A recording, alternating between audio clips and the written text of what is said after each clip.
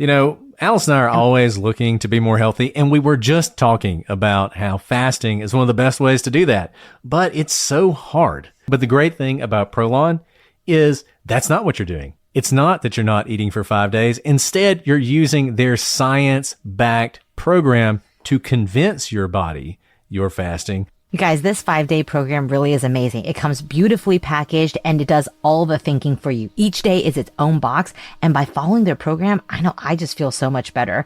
And I can't wait to experience Prolong Next Gen and continue to see results. For a limited time, you can be first in line to experience the new Next Gen at special savings. Prolong is offering the Prosecutors listeners 15% off site-wide plus a $40 bonus gift when you subscribe to their 5-day program. Just visit prolonlife.com/prosecutors. That's prolonlife.com/prosecutors to claim your 15% discount and your bonus gift. prolonlife.com/prosecutors.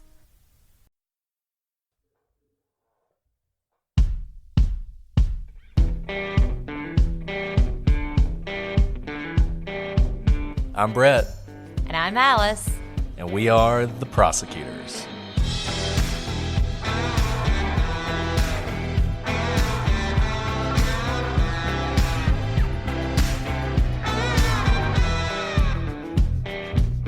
Today on the Prosecutors. On a cold and stormy night in February 2000, a young girl left her home behind with nothing but a backpack. She was never seen again. Where is Asha Degree?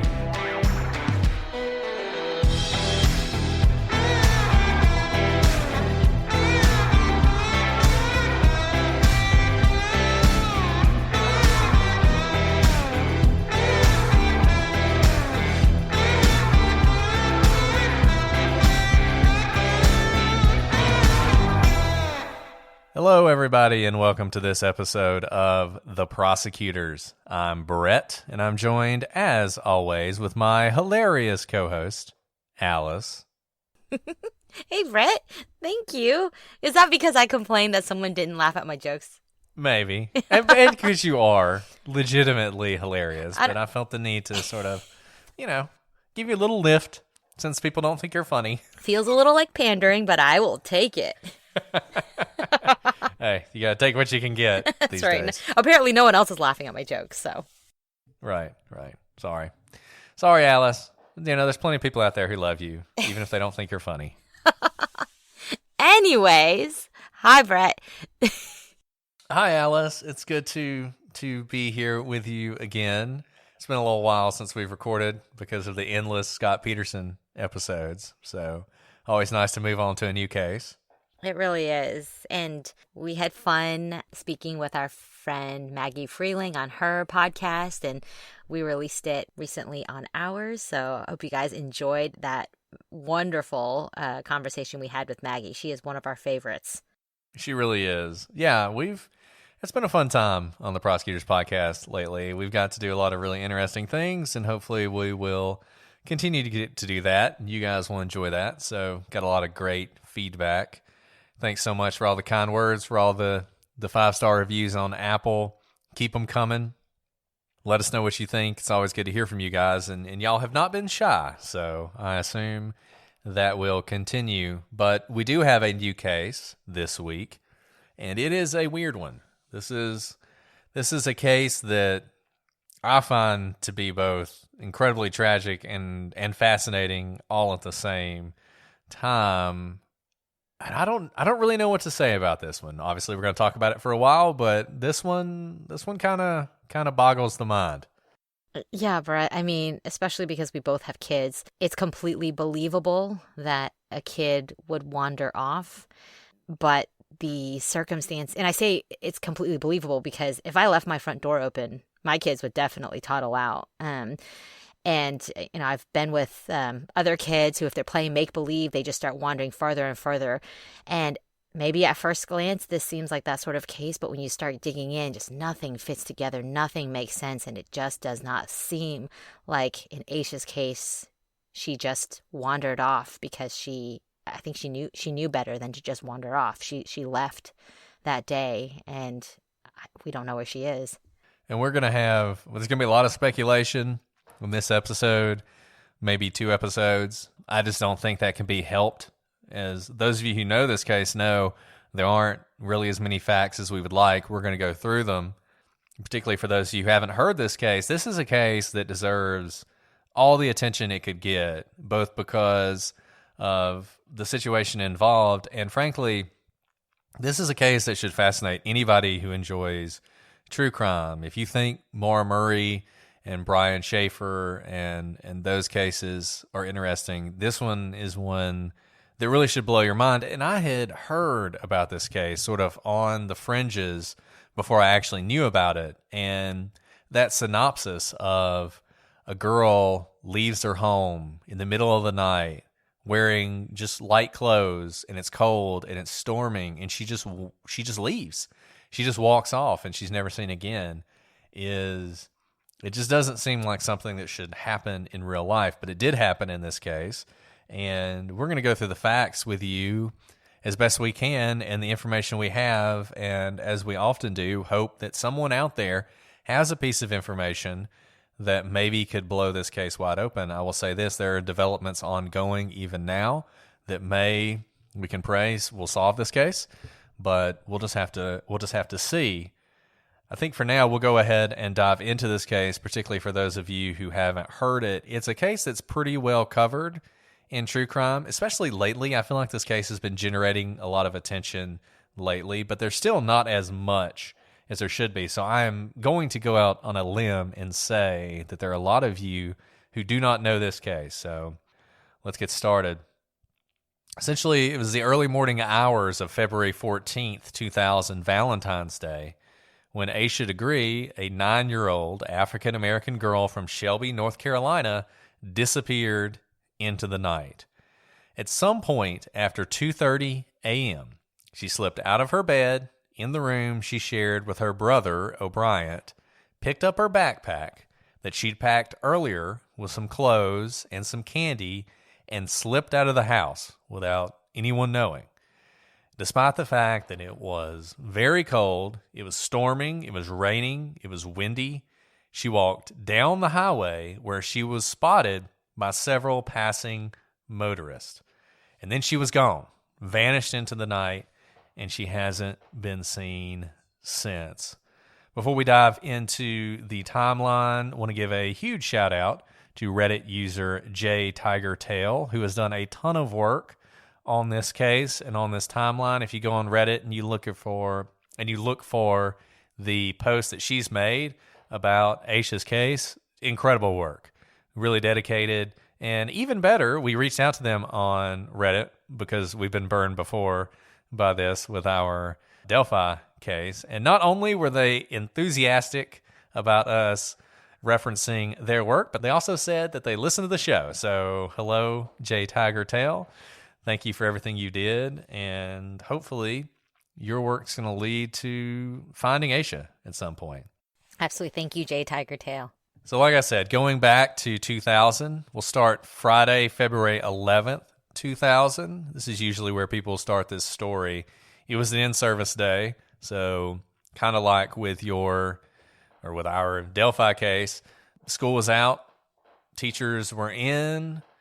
Asha didn't have to go to school that day. She did have to go to basketball practice. Basketball was very important to her. It's something that she was really committed to and something she was really good at.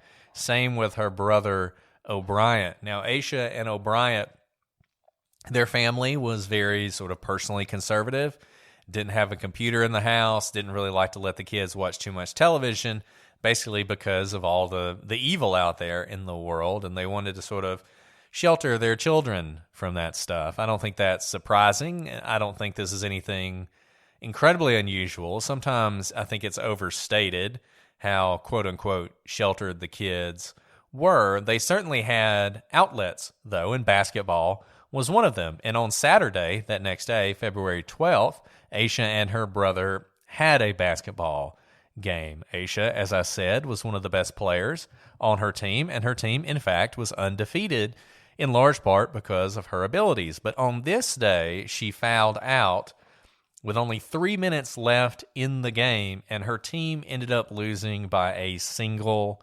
point. As you can imagine, Asha blamed herself for this. Her teammates were very upset, not at her necessarily, but at losing. Everybody was crying. It was a rough occasion for her. It was one of those things you go through as a kid when you suffer some kind of loss and you kind of blame yourself. But her mom cheered her up, and she had to stay and watch her brother play basketball anyway. And by the time his game was over, she seemed to have recovered. She was playing with the other girls. Everything seemed fine. And in fact, Asha was fine enough and happy enough that she actually attended a sleepover at her cousin's house that night. Now, the reason I focus on this a little bit is this is one of those cases where we have very little to go on, so everything we have has kind of been picked apart and analyzed. And people have really wondered, what was the trigger for the event we're going to get to? And some people have wondered, was it the basketball game? Was losing the basketball game for a girl who didn't have a lot of outlets in life, and this was very important to her, could that have triggered what happened? And so just want to go through her state of mind, where she was at. From the description that we've received from her mom, a lot of this comes from her mom, it doesn't seem like this was anything really out of the ordinary. And obviously, I don't want to prejudge the issue yet, but it doesn't seem like whatever happened after this had anything to do with the basketball game. Right. It honestly seems like a very typical 9-year-old Saturday in a game. I know you said that some people have said she had few outlets and basketball was one of them. And honestly, at 9, I'm not sure, you necessarily have that many outlets, social outlets. You can't drive. Typically probably not talking on the phone. And so she is playing with other kids there. She's at her basketball game with teammates. She's interacting with her brother's teammates as well, since she's staying for that game and attending sleepovers. So frankly, the description of this Saturday doesn't lead me to think that she's a particularly sheltered child. It sounds pretty much like my childhood. And I think that's a really good point, and I think it's really important that you make it, because so many of these cases, and we see this again and again and again, they have a set narrative that's sort of repeated every time the case is discussed. And I think in the case of Asha, it's that she is this super sheltered child. And because she's so sheltered and she has so many limited options for sort of expressing herself, that it leads to this event where she leaves. And I agree with you. I don't really see that so much. And maybe it's because, when I was growing up, when I was 9 years old, we didn't have the internet. So people are like, man, I can't believe she didn't have access to a computer and the internet. Well, okay, that, 2000, by 2000, obviously people had the internet. It wasn't as all encompassing and all consuming as it is now. But to me, this sounds pretty typical. It sounds a lot like my childhood, where you go to school, you go to church, you hang out with friends and family on occasion, you see kids at sports, and that's really kind of your life. So I agree with you. I think this narrative that's often baked into this story, that Asha was a super sheltered child, I don't know that it's actually accurate. Yeah, and we'll move into the next day, Sunday, February 13th, 2000. And yet again, we see that Asha is going out into the world. The family went to church, much like Brett said he did as a child, that Sunday morning. So they went to church that day. I don't know what Asha's experience was, but when I went to church as a kid, church was an all-day affair, because there was church in the morning, then we stayed for lunch, the parents would talk, and really we'd run around the basketball court or run around outside and end up being at church almost all of Sunday.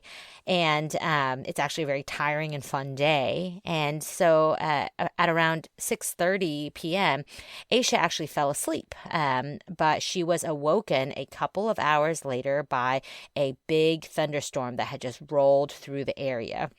And after she woke up from the thunderstorm, she joined her brother, O'Brien, in the living room where they watched television together. And again, there's the mention of, watching TV. So, Brett mentioned earlier that the family limited the amount of TV, but here she is watching TV with her brother, on this Sunday evening. Again, I think this cuts against the narrative that some have built around her, that she's just this incredibly sheltered kid who lived a very rigid life. It sounds like a pretty typical childhood here.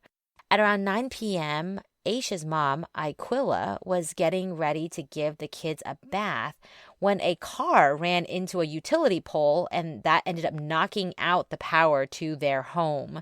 And because they didn't have any power, Aisha's mom decided to just put off the baths until the next morning. This actually happened at our house the other day. I don't know what happened, but the lights all went out in the middle of dinner and it was pitch black. And both of my kids started screaming their heads off and we decided to skip baths. So I can imagine this is probably what happened that night. It's just easier to wait till the morning. And I think that just reinforces how normal all this is. This is everything that we've discussed up to this point has been a very normal situation, normal family things, normal kid things, and everything is normal in this case, really, until it's not. In other words, there's nothing that really sets off red flags, even when I'm looking for red flags right now. And I think that lends itself to the mystery of this case. Remember, that was around 9 p.m. At 11:30 p.m., Harold, who is Aisha and O'Brien's dad, goes out to buy some Valentine's candy for the next day. And when he returns, he falls asleep on the couch. Now this brings us into Monday, February 14th, 2000, which is Valentine's Day, and it's also Aisha's parents, Harold and Aquila's 12th wedding anniversary. The power comes back on at about 12:30 in the morning, and at this point, Aquila wakes Harold and asks him to put up their kerosene lamp, which they had taken out when the power went out. So Harold does so, and when he does this, he also checks on the kids. And everyone's in bed, everything seems normal, everything checks out. After he does this, Harold then watches television for a couple hours. Now, at around 2:30 a.m., Harold checks on the kids again before he goes to bed. And when he checks the bedroom, he says that Aisha was asleep in her bed at that time. And it's shortly thereafter, Aisha's brother hears Aisha get out of bed, and he just assumes she's going to the restroom. A few minutes later, he hears her bed squeak, and he assumes that she's now gotten back into bed, and he falls back asleep. So once again, everything's pretty normal. The next day is going to be Valentine's Day. It's going to be the parents' anniversary. Nothing unusual has happened up to this point. Aisha and her brother share a bedroom, so this is probably something that happens a lot. Aisha gets up in the middle of the night. She goes to use the bathroom. Maybe she gets a glass of water. Then she comes back and gets in bed and goes to sleep. And O'Brien just assumes, well, that's what's happening now. He goes back to sleep.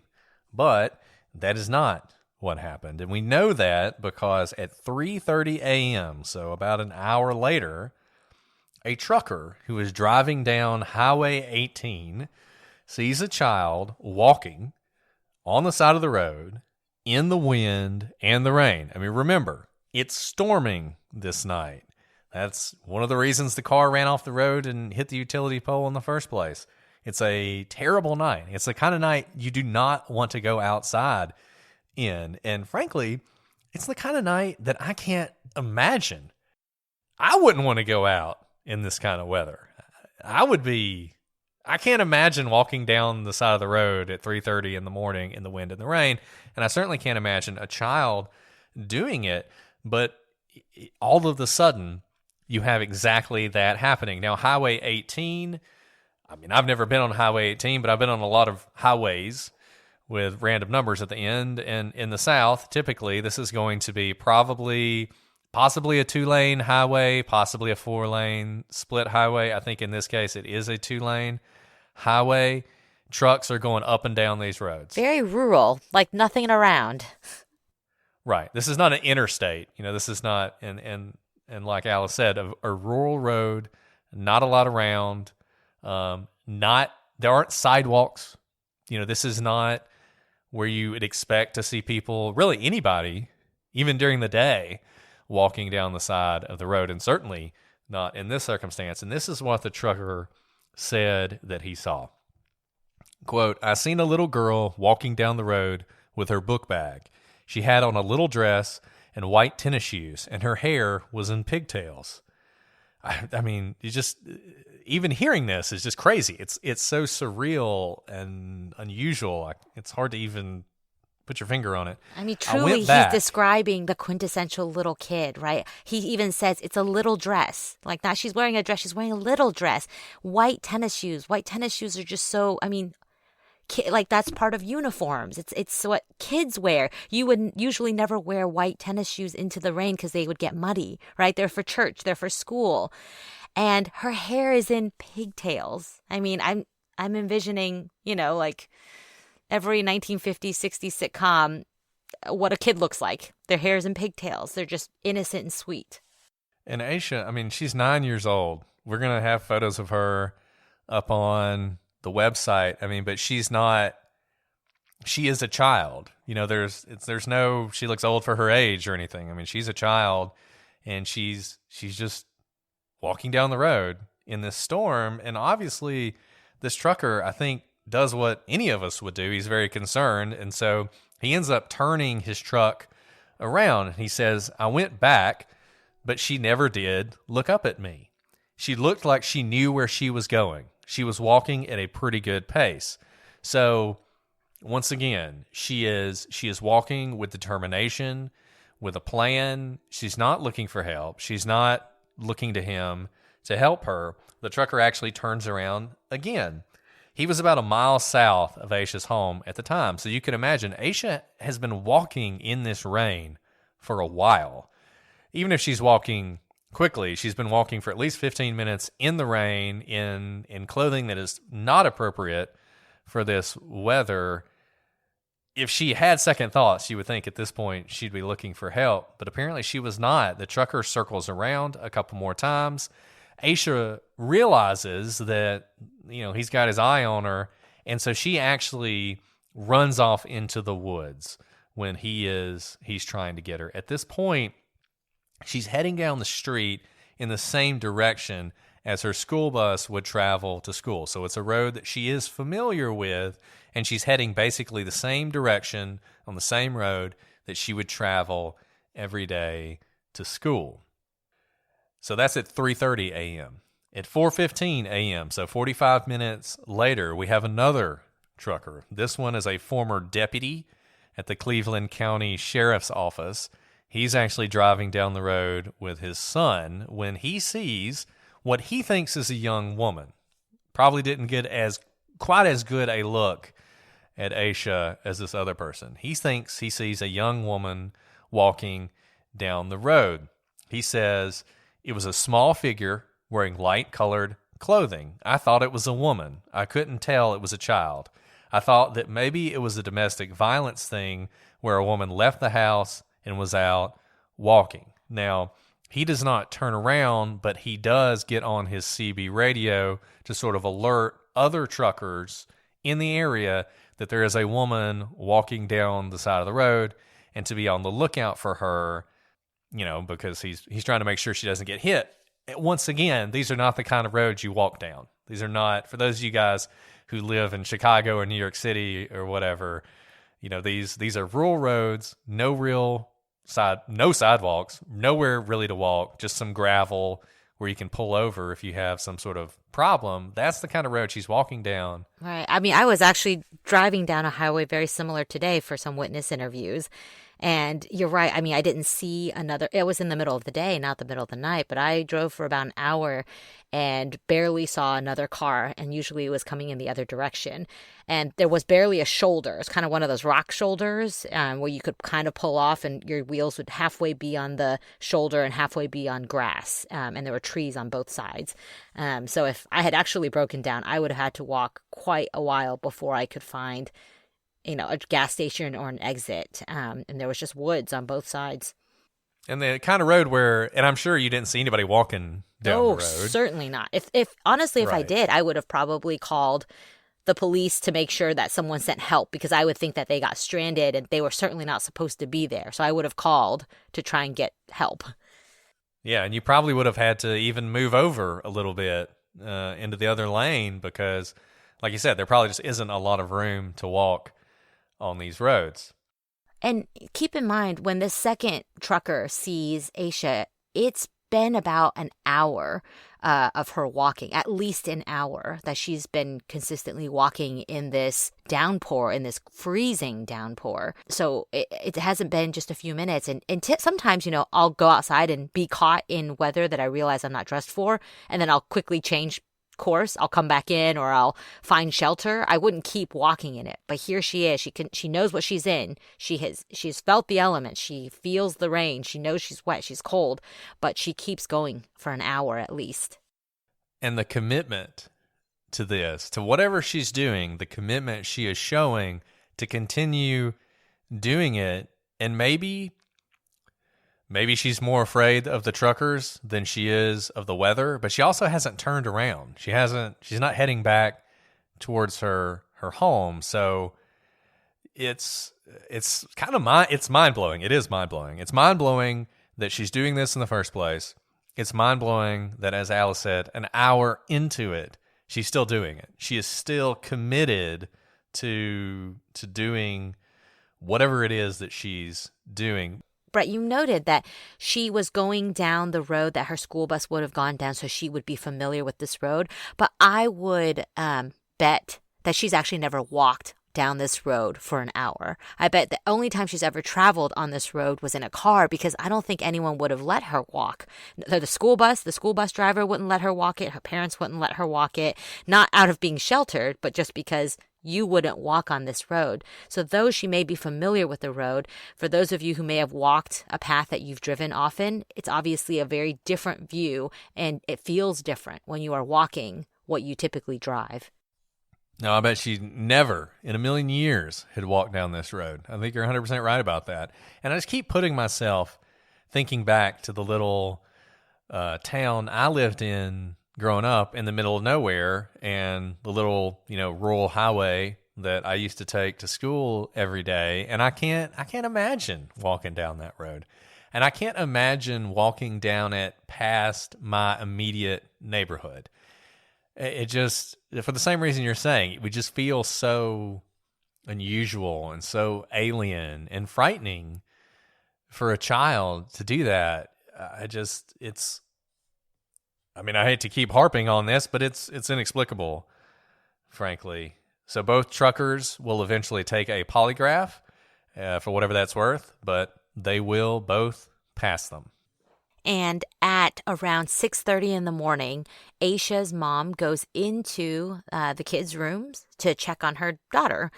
And at that point, she sees that Asha is nowhere to be seen, and Asha's bed is unmade, as if she had slept in it.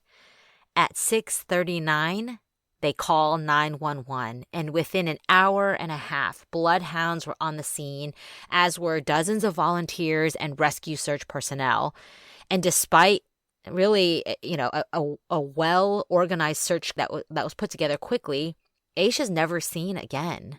I can't imagine the horror when Asha's mother opens the door and realizes, the call comes 9 minutes after she says she went into the room. So this is not a situation where she's like, oh, Asha's probably downstairs. A 9-year-old, there's nowhere for a 9-year-old to be. She's either downstairs making herself a bowl of cereal, or she's in bed. There aren't many places for her to be. So I can't imagine the horror of opening up the door and your child being gone. Yeah, I think she had some family members who lived across the street. They asked them, they contacted them and said, hey, did she come over there this morning? And they hadn't seen her. And I think you're absolutely right. Very, very quickly, they realize something terrible has happened here. This is so much worse than anything we could have imagined. And very quickly, they are, there's no delay here, right? Very quickly, they are calling the police. Very quickly, the police have responded. the police, there will be criticism of the police and how they searched and where they searched and everything else, and that comes with all of these cases, and you see it in everything. But I think it is certainly the case that the police took this very seriously, very quickly. The police are on the scene. They've got the bloodhounds now. The bloodhounds, unfortunately, the storm, this is the worst possible time for Asha to do this. Rain doesn't always destroy scent. Sometimes rain can actually be helpful. It can kind of refresh the scent. But wind is really bad because it blows the scent all over the place. It's really hard for the dogs to follow it. And I think that's one of the things that happened in this case. They just were not able to track her very well at all. We're going to pay some bills. We'll be right back. The search takes place the next day, Tuesday, February 15th. Volunteers searched a property 1 mile south of the Degree home. That is the home of Raleigh and Debbie Turner. The searchers checked a shed on that property, which was about 300 feet from the road. And the shed, which did not have a door, was used to store furniture and supplies. And inside this shed, searchers found a green marker, a 1996 Atlanta Olympics pencil, a yellow hair bow, some cellophane candy wrappers. These were all Asha's, and the wrappers were identified as coming from a bag of candy that her basketball team had received. And lastly, and most confusingly, there was a wallet-sized photo of a little girl who was not Asha. And this little girl has never been identified before. No one knows who this girl is. Yeah, and this fact gets lost sometimes in the discussion of this case, and I'm not sure why. But to me, this is both one of the most confusing and possibly one of the most enlightening facts about this case. The photo has been shown to the family. We're going to talk a lot about the photo. Nobody knows who this person is. We're going to put an image. It's not a great image of this photo, but it's from the Cleveland County authorities sort of put out this, do you know who this girl is? And we'll put that clipping up that has a picture of this girl, and it's a little African-American girl. Looks like she's probably about the same age as Asha, but it's not Asha, and it's not nobody at her school. And we should note the picture of this girl is, this day and age, you can find a picture of anyone printed off the internet. Doesn't matter. This is how people get catfished. They make Tinder profiles with pictures they find off the internet. This is not a print off of a picture. It's not a newspaper clipping. This looks to be a school photo. If you remember from back in the day, maybe when you were in elementary school, you would have those posed photos at school once a year, and you could get those, your parents could get those packages. There's an 8x10, a 5x7, 4x6s, and then my favorites, there'd be like an entire sheet of, I don't even know, 3x5 inches, something like that, small wallet-sized photos, and I'd sit there and cut them all out, and you would trade them with your friends. This is what this photo looks like. It is a posed school photo, and the wallet size is typically, I think at that age, you would give them to each other, kind of like trading cards. And I don't even know if people get school photos anymore. This is showing our age, maybe. You guys who are younger than 25 will have to let us know whether kids even do this. But yeah, this was a big deal growing up, school picture day. And you would wear your best clothes and you would go in and they would put up a little, background. Maybe it would be the year or whatever. And they take a picture and then your parents would order, one big one that the parents would then put in a picture frame and hang on the wall. And then a bunch of smaller ones for people's wallets and for grandparents, and like Alice said, that you would trade with your friends and maybe the girl you liked or whatever, or the boy you liked, depending. And that's exactly what this looks like. For those of you guys who are not watching this on YouTube or can't get to our website right now, you have a young girl. She's obviously wearing her best clothes, right, Alice? I mean, doesn't she look like this? Looks like what you wear for picture day. It's adorable. Yeah, she's adorable. It's like it's matching and her hair is done, really pretty with bows in it. And she has maybe like a scarf and like suspenders. It's an adorable Yeah. outfit. That would be like a Sunday best. And there's a drop cloth background behind her, which is pretty standard for these. They'd set it up in the library and they'd have the little drop cloth in the middle and you'd stand in front of it and then you would put your arms on like a little felt thing, and that's exactly what she's doing. She's got her arms on something, and one arm is on top of the other. She's very clearly posed. I don't think there's any question, and I don't know if anybody's ever definitively said this or if the authorities have ever definitively said this, but to me, this is a school photo. I don't think there's any question about that.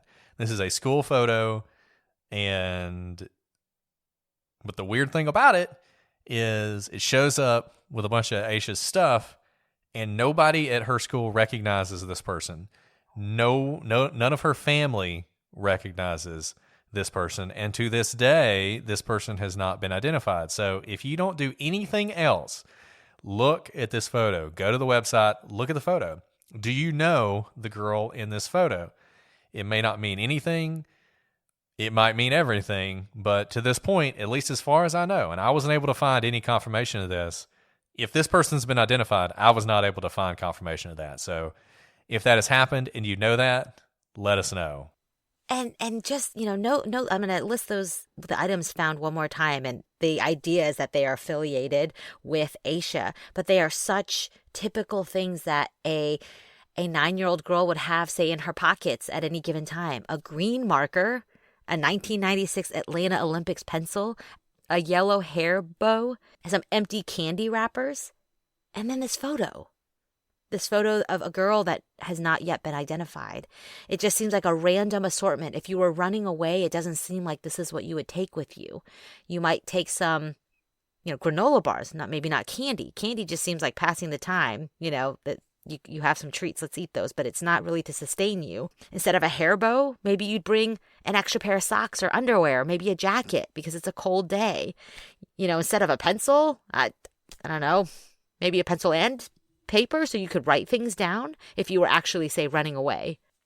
A neighbor who kept his 6 beagles in a dog lot behind this shed said that his dogs normally barked if anyone approached, but that he didn't hear anything that night.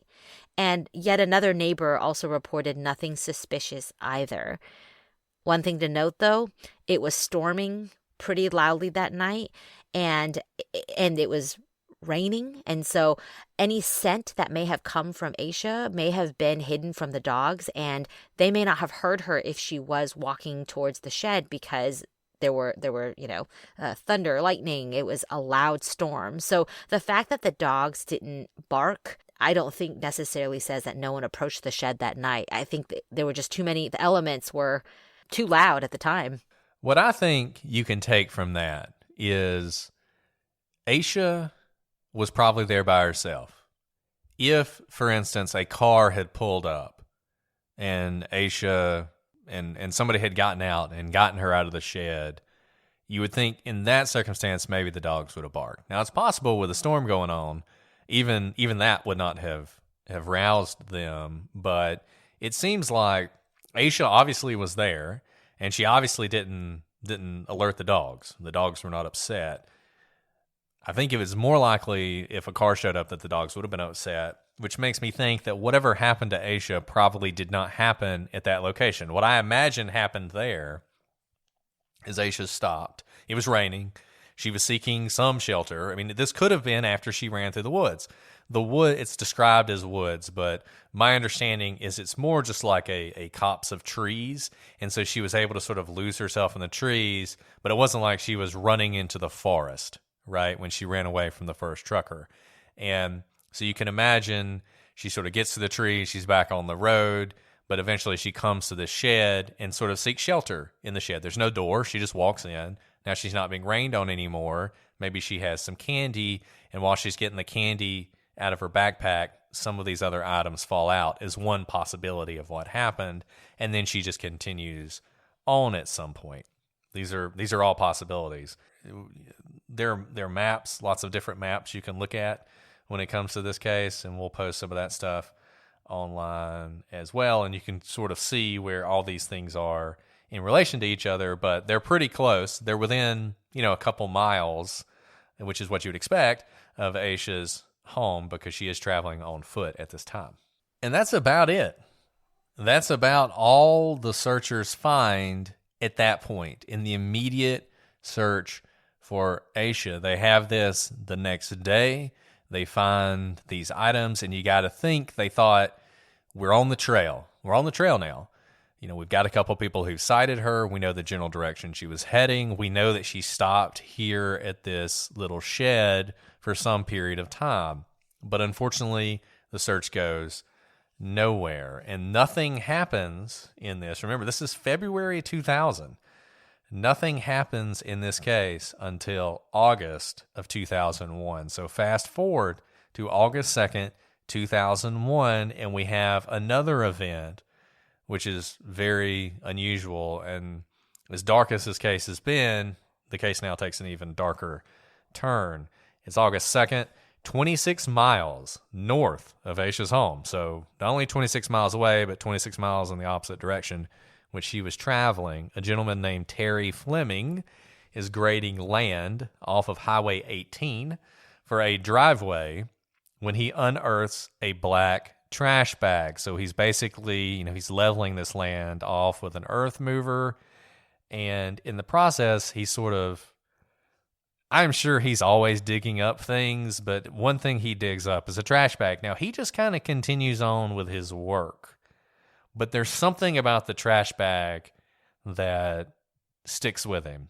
So he finishes grading the land off, and then he's like, you know what? I'm going to look in that trash bag. So he goes back, he finds the trash bag, he opens it up, and inside this black trash bag is another black trash bag. So now he's got something that's been bagged twice, and you got to think at this point, if it were me, I would be like, what exactly is this? I would be concerned.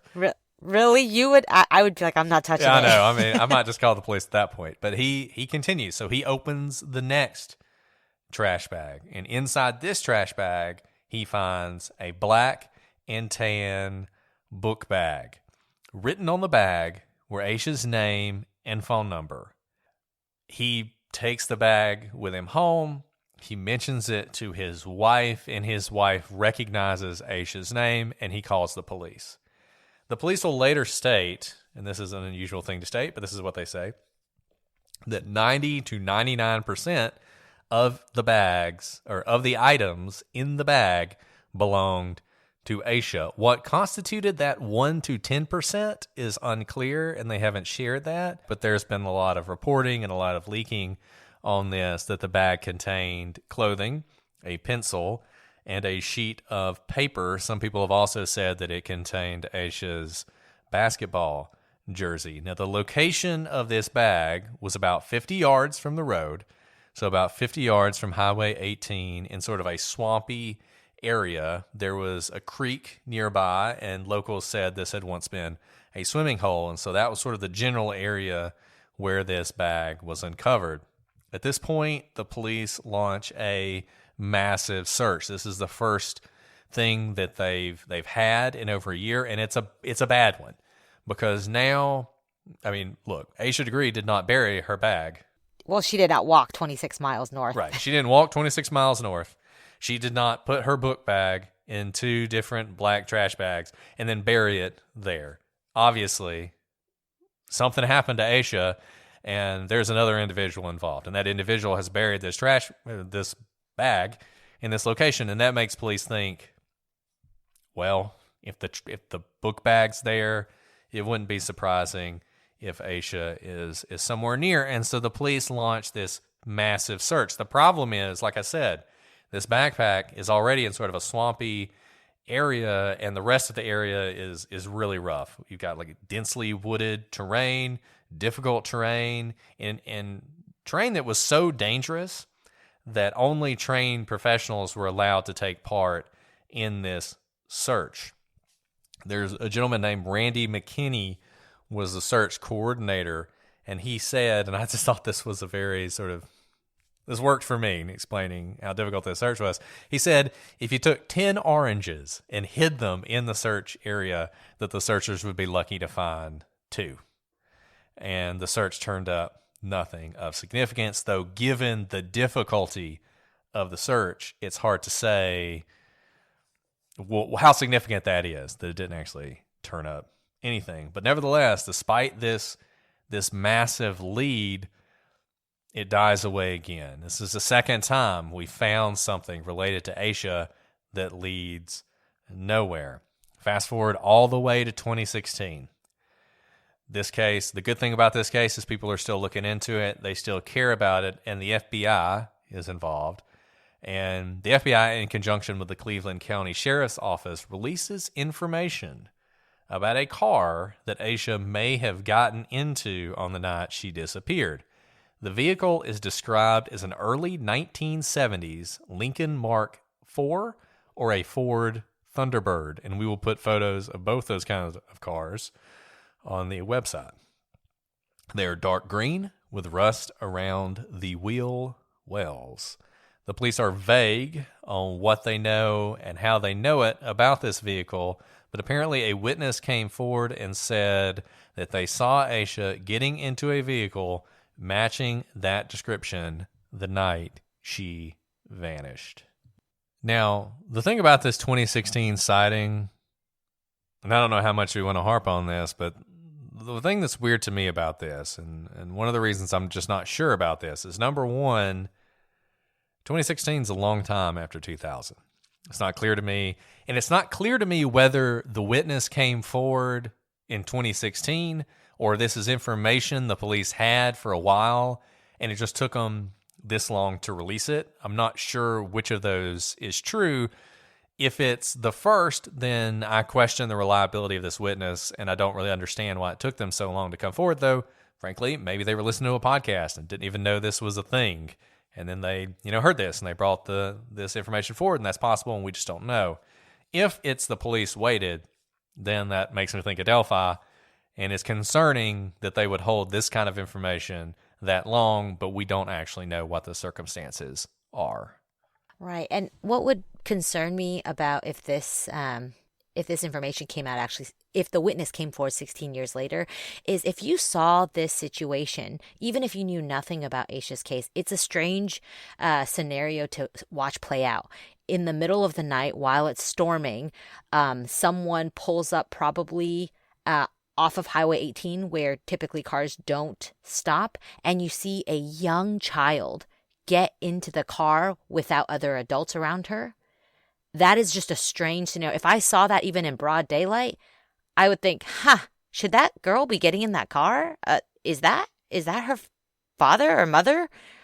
Does anyone know what's happening right now? I would probably go report that pretty quickly. And so if it's coming 16 years later, I don't think if you saw that scene, you would need to know something was awry in order to come forward with that information. And it's really unfortunate that they did not come forward earlier if they did not, because I got to tell you, I don't know how many dark green 1970s Lincoln Mark IV or Ford Thunderbirds there were driving around in that area of North Carolina in 2000. I mean, that's such a unique vehicle. I mean, this is not like a white sedan, And if the police had had that information, I've got to think they would have been able to identify the owner of that car. I have heard, and this is why I think it's probably likely that they learn this information later, that the police have attempted to go back through vehicle registries and determine the owner of this car, and they just haven't really found anything. So I don't know the value of this information. And like Alice said, I don't know why it took this person so long to come forward, because, this is a weird thing. If a little girl in a storm at 4:30 in the morning was getting into this car, I would think that would be enough to arouse your suspicion, but apparently it did not. Right.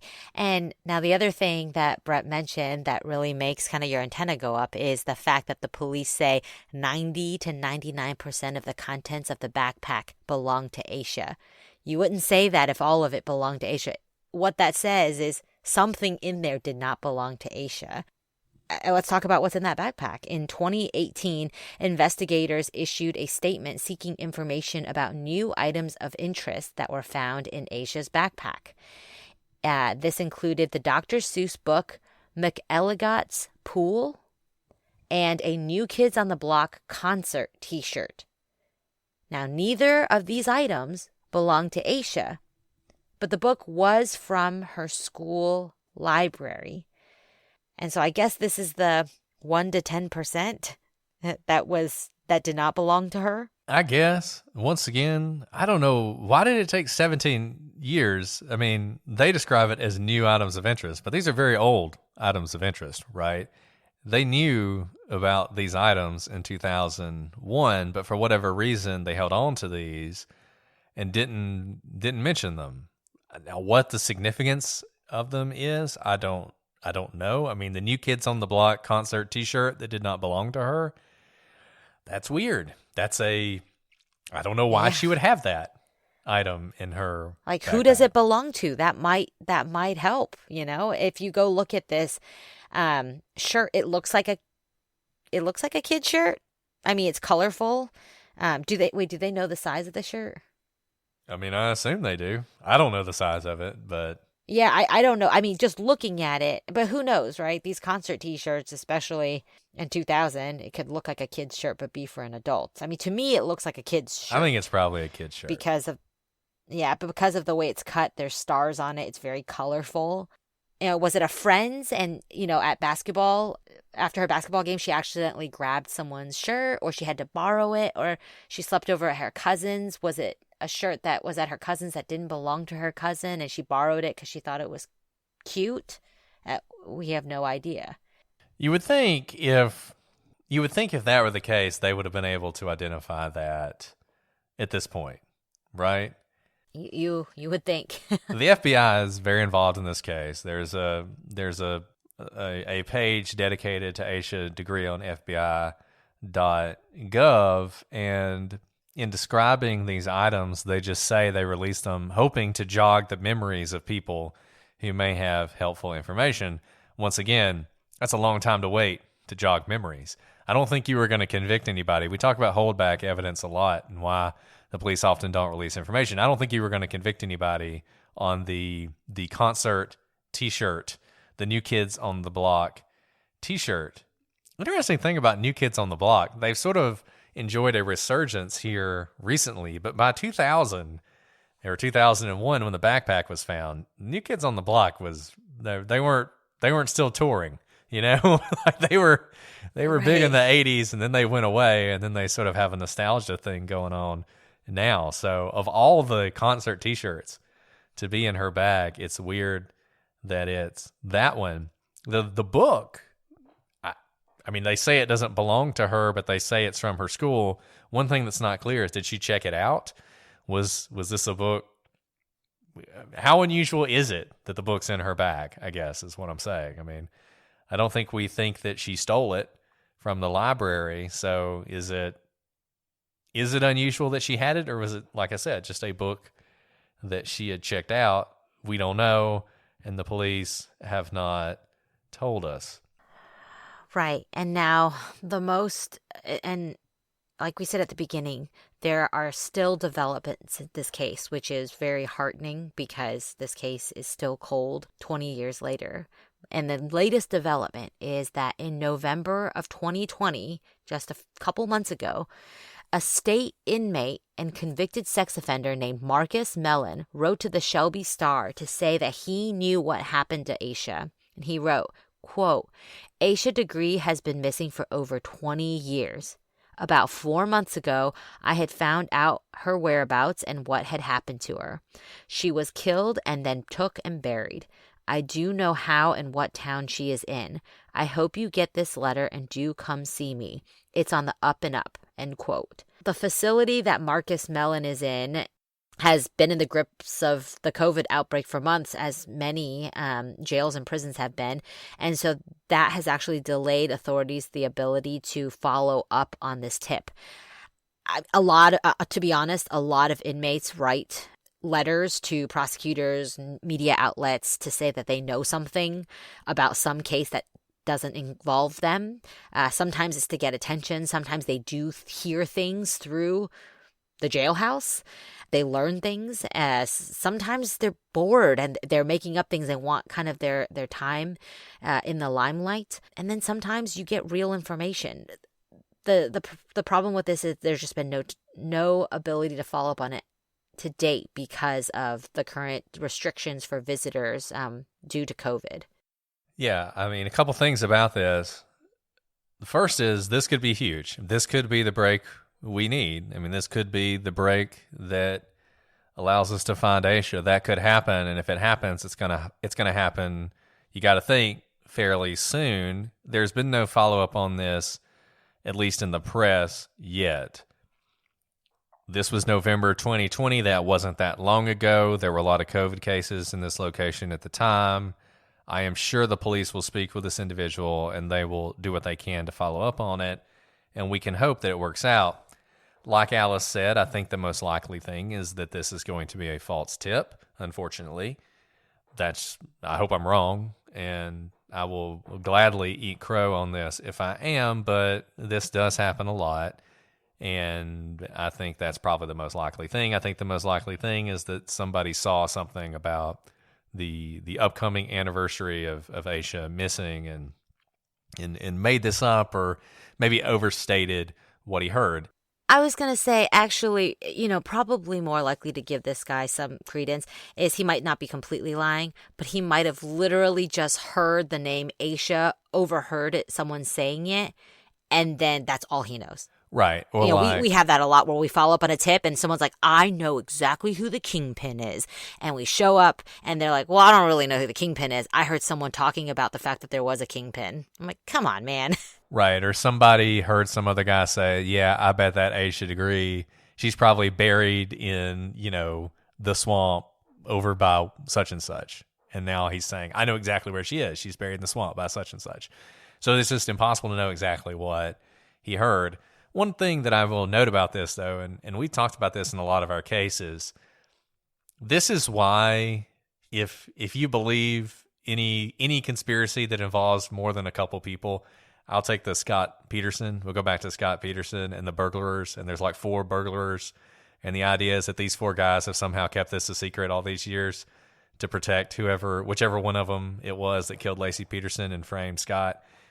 As soon as people have information, they are trying to use it to their own advantage. So it is really hard to keep these things a secret.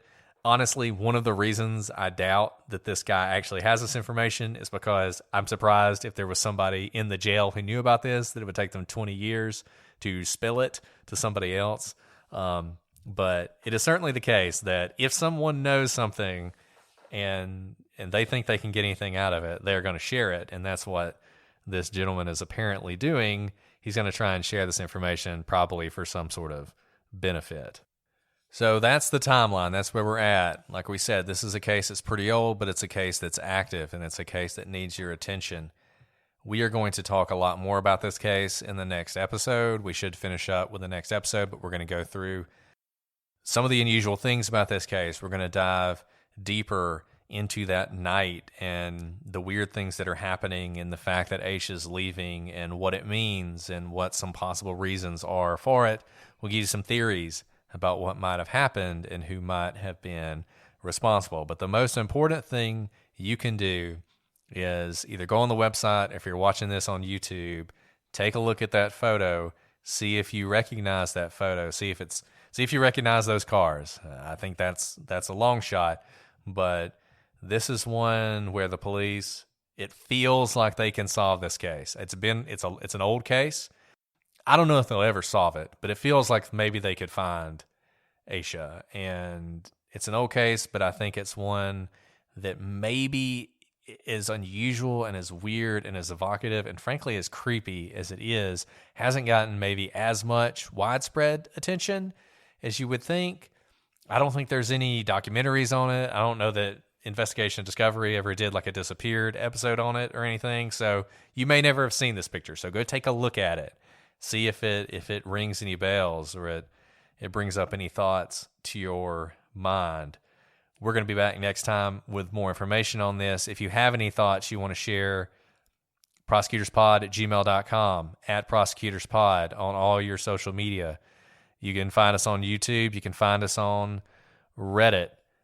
Let us know what you think. Leave those 5-star reviews. Always stay in touch. We love talking to you guys.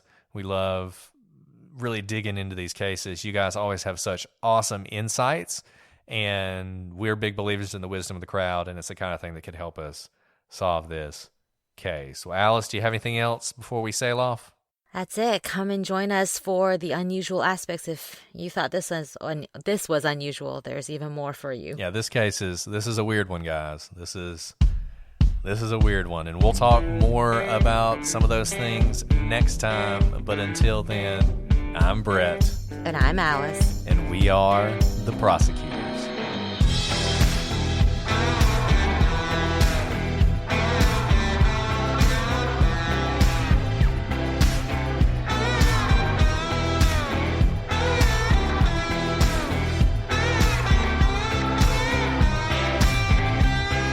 Some of those things next time, but until then, I'm Brett. That's you. It's like the opposite of when you called yourself Brett. Oh, God, I can't do that again. I'm sorry. It's okay. Is that a brain fart or what? You're like, hello, are you still there? Oh, gosh, I'm sorry. It's okay. I'm sorry. Okay. Please do that again.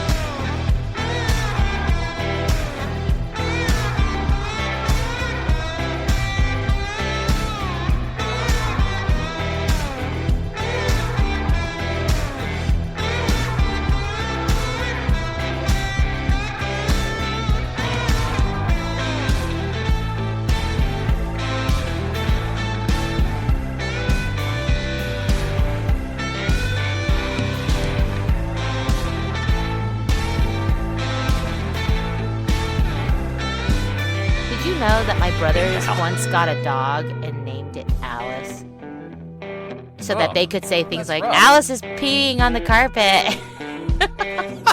Like, come on. I really made it through a lot with my siblings. I love them. But that's like the ultimate punk, you know?